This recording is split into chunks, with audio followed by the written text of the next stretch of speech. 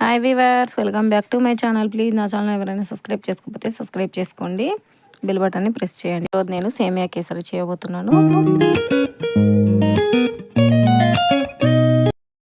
ముందుగా స్టవ్ వెలిగించి ప్యాన్ పెట్టుకొని ఒక 2 టేబుల్ స్పూన్ల నెయ్యి వేసుకోవాలి. నెయ్యి బాగా హీట్ అయ్యాక కాజు వేసుకోవాలండి. కాజుని కూడా బాగా గోల్డెన్ బ్రౌనిష్ కలర్ వచ్చేంత వరకు ఫ్రై చేసుకోవాలి. ఫ్రై చేసి పక్కకు తీసేసుకోవాలి.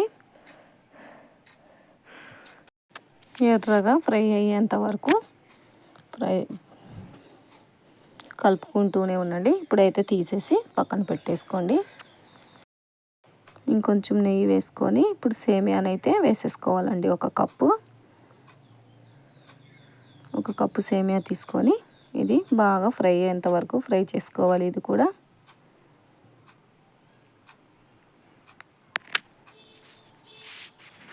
మొత్తం ఫ్రై అయ్యేంత వరకు ఇది కూడా గోల్డెన్ బ్రౌనిష్ కలర్ రావాలి.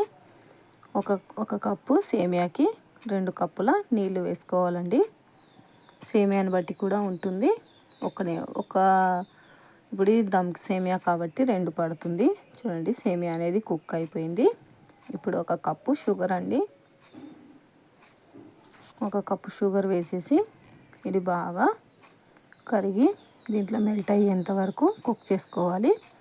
ఇప్పుడు నేను కలర్ కోసం ఫుడ్ కలర్ యాడ్ చేస్తున్నానండి. రెడ్ ఫుడ్ కలరు వద్దంటే స్కిప్ చేసేయచ్చు మీరు. నేనైతే వేసేస్తున్నాను. ఇది బాగా కలిపేసుకోండి.